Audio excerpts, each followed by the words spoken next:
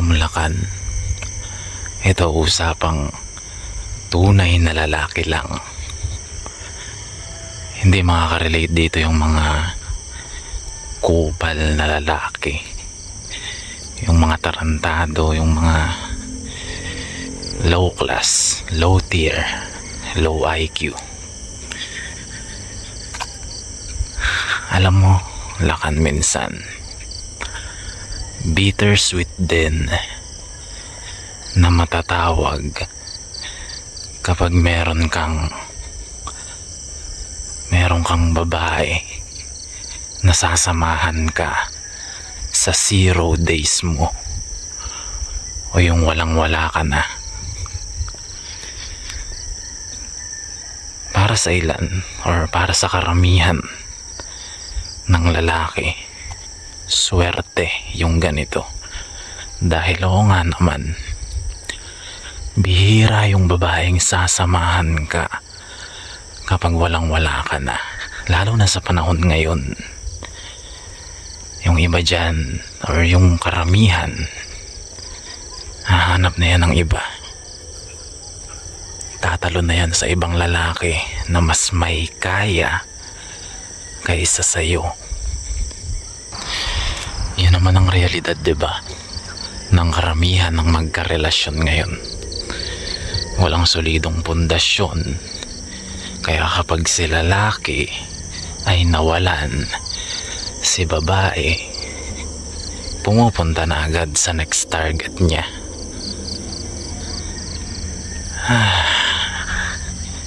Mga nakakaawa. Pero ganun talaga ang realidad. Ngayon, kung bakit ko nasabing bittersweet, minsan kapag may babae kang genuine na talagang sasamahan ka kapag walang-wala ka na. Dahil ganito yan. Ito yung sweet part o yung matamis na realidad kapag may ganito kang babae. Siyempre, naroon yung katotohanan na kahit anong mangyari, hindi siya mawawala sa iyo. Na kahit pa mawalan ka, na kahit pa dumating ka dun sa punto na zero balance ka na, hindi ka niya naiiwan. At ang maganda pa dun, kahit nagsisimula ka pa lang, nariyan siya. Nag-i-stick siya sa'yo. Yun ang kagandahan dun. Sino ba namang lalaki ang aayaw sa ganong babae, hindi ba? Yun ang sweet part. Yun yung matamis na katotohanan. Pero may bitter part din, kaya siya tinawag na bittersweet. May mapait na realidad din. At kung ano yun, hindi ito mauunawaan ng mga lalaking kupal at walang prinsipyo sa buhay. Hindi nila ito mauunawaan. Ngayon, kung ano yung bitter part na yun, ayun yung realidad. Nakasama mo siyang nagdudusa dahil walang-wala ka pa. Hindi ba? Kasama mo siya. Nakikita mo kung paano siya nakikibahagi dun sa pagdudusa mo. Dahil nga wala ka pa, hindi mo pa maibigay yung mga bagay na masasabi nating deserve niya dahil ganun siyang klaseng babae.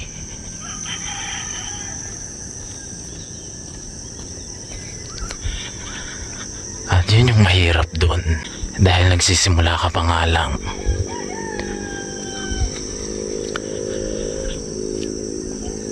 Hindi mo pa kaya, hindi ka pa able, pero sinusubukan mo naman, ginagalingan mo, kaso wala pa eh, wala ka pa dun. At dahil wala ka pa dun, yung pagtitiis mo ay kasama siya sa pagtitiis na yun. Nagtitiis din siya kahit alam mo na hindi naman niya deserve yung ganong treatment. Hindi niya deserve yung ganong treatment dahil alam mong deserve niya yung mas maganda. She deserves more. She deserves more na hindi mo naman kayang i-provide pa. Nakukuha mo ba yung punto? Yun yung bitter part dun. Na kahit sabihin man nating ginagalingan mo, kaso wala ka pa nga dun eh. Nakakahiya pa rin. Medyo nakakahiya pa rin sa part natin bilang lalaki, hindi ba? At doon mo mararamdaman kung ikaw talaga yung tunay na lalaking matatawag. Doon mo mararamdaman yung pakiramdam na parang nagfe-fail ka bilang lalaki. Mararamdaman mong parang bigo ka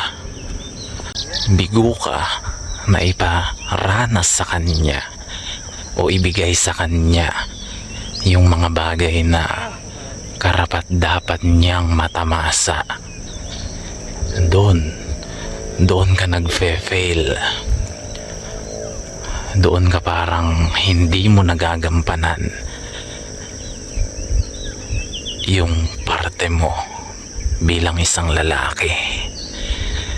At yun yung masakit sa ego natin. Hindi natin matanggap yun, pero wala tayong magawa dahil wala pa nga tayo dun sa dulo. At kahit sabihin mo pang ginagalingan mo naman sa buhay, hindi pa rin mawawala yung realidad na hindi ka pa makapag-provide ng mga dapat niyang makuha mula sa'yo, mga dapat niyang maranasan mula sa'yo. Hindi mo pa kaya, and that is the bitter part. Sobrang pait. Hindi ko alam kung ilan yung makaka-relate sa inyo dito, dahil karamihan naman ng lalaki ay selfish. Ang iniisip lang nila ay kung ano yung makukuha nila sa isang relasyon, o lalo na dun sa babae. Yun ang mga isip ng mga yan.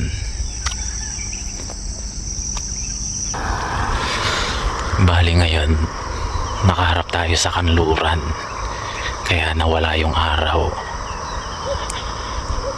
Pero balik tayo dun sa pinag-uusapan natin. Hindi ko alam kung ilan ang makaka-relate sa inyo dito, o kung meron na bang nakaranas o napunta sa ganong sitwasyon. Kung meron sa inyong napunta sa ganong sitwasyon, gusto ko rin marinig yung kwento nyo tungkol dun. Kasi alam ko masakit yun. At isa pa, parang may napanood ako nun sa national TV. Isa siyang show na tungkol sa dating, tungkol sa mag-ex. Tapos ang dahilan kung bakit iniwan ng lalaki yung babae, kahit okay naman sila, maayos naman sila, ay dahil nga dun.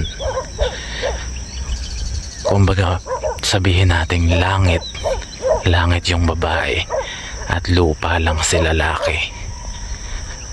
Ganon yung realidad nilang dalawa. At ngayon nakaharap na ulit tayo dito sa silangan. Ngayon, balik dun sa kwento.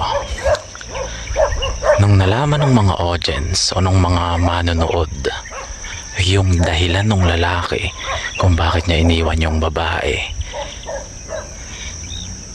Walang makagets, walang makaunawa doon sa sakripisyong ginawa ng lalaki sa pag-iwan niya doon sa babae.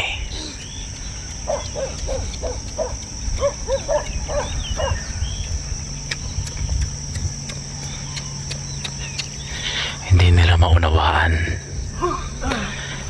Maraming nagsasabi na sinisisi nila yung lalaki, pero walang nakakaunawa kung gaano kabigat yung desisyong ginawa niya dun sa relasyon nila.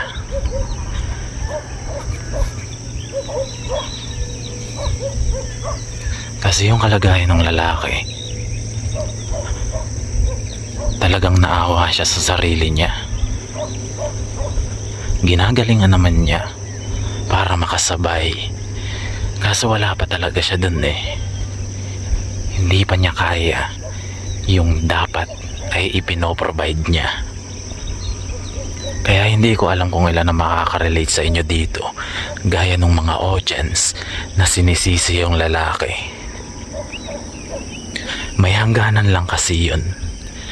May hangganan lang sa isang lalaki para tiisin na makita niya yung partner niya na nagtitiis din dahil nga ganong klaseng lalaki siya, na hindi pa niya mai-provide yung dapat pinoprovide niya. May hangganan lang yun. May hangganan lang yung ego niya para makitang nagdudusa yung babae. Naunawaan mo ba yun? Ang ganda ng bukang liwayway.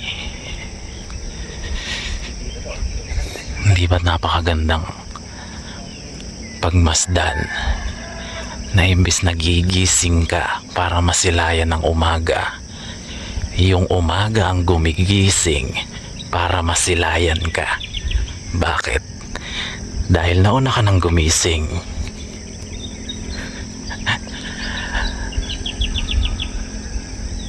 Diba? Ikaw ang sisilayan ng umaga. Liliko na tayo.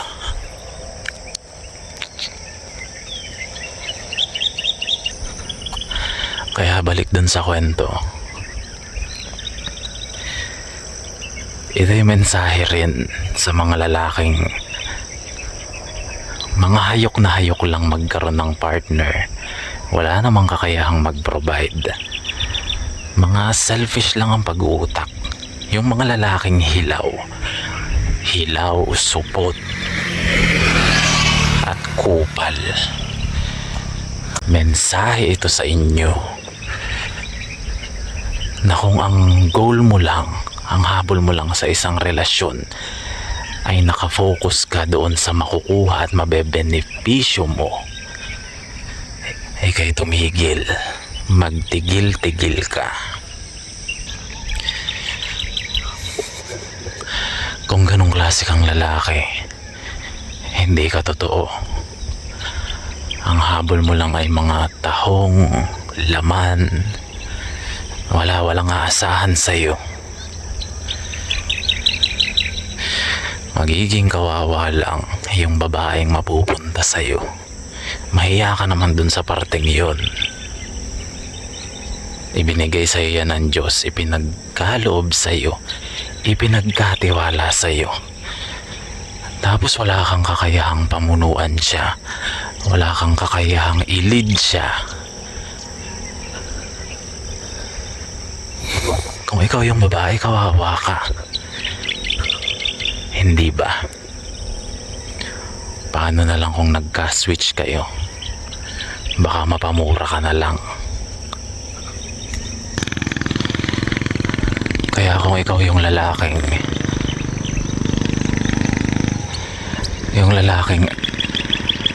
atat na uhaw nang magkaroon ng jowa o ng girlfriend, gusto mo nang pumasok sa relasyon, tanungin mo muna yung sarili mo, Capable ka ba? Capable ka ba? Sagutin mo muna yan. Capable ka bang buhayin kung sakaling bigyan ka ng Diyos o kung sakaling ibigay ng Diyos yung babaeng para sa'yo? Kaya tanungin mo muna yung sarili mo kung capable ka ba. Kapag ba ibinigay sa'yo ng Diyos yung para sa'yo na talaga, maibibigay mo rin ba yung mga pangangailangan niya? Maibibigay mo ba sa kanya yung buong mundo? Dahil kung hindi mo kaya,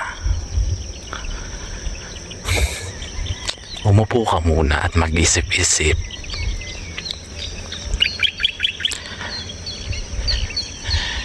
Isipin mo muna na ang pagrerelasyon ay hindi lang tungkol sa iyo. It's not just about you. It is about giving the world to your partner. At kung hindi ganun yung mindset mo, di kilala na kita. Kilala ko na kung anong klaseng lalaki ka. Ikaw yung lalaking masyadong demanding. Ikaw yung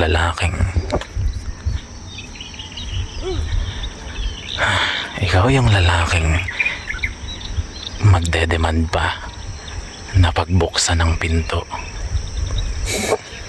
Nakakaawa ka at nakakatawa. Yan ang payo ko sa'yo bilang hindi lang lalaki sa lalaki, kundi tunay na lalaki sa tunay na lalaki. Huwag ka munang atat na pumasok sa relasyon. Isipin mo muna kung capable ka ba na tumayong lalaki sa isang relasyon. Kasi baka mamaya hindi ka pala capable. Hindi mo ma-provide yung dapat ay pinoprovide mo bilang isang tunay na lalaki.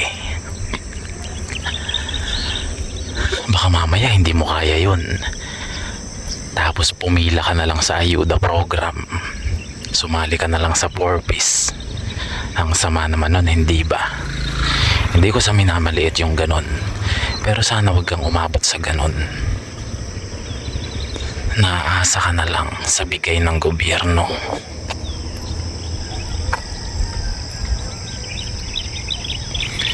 Dahil hindi naman sustainable yung ganon. Kailangan mo pa rin magpundar ng sarili mo. Kaya ayun, sana may natutunan ka sa video na ito at dalhin mo yun kung sakaling gusto mo mang pumasok sa relasyon.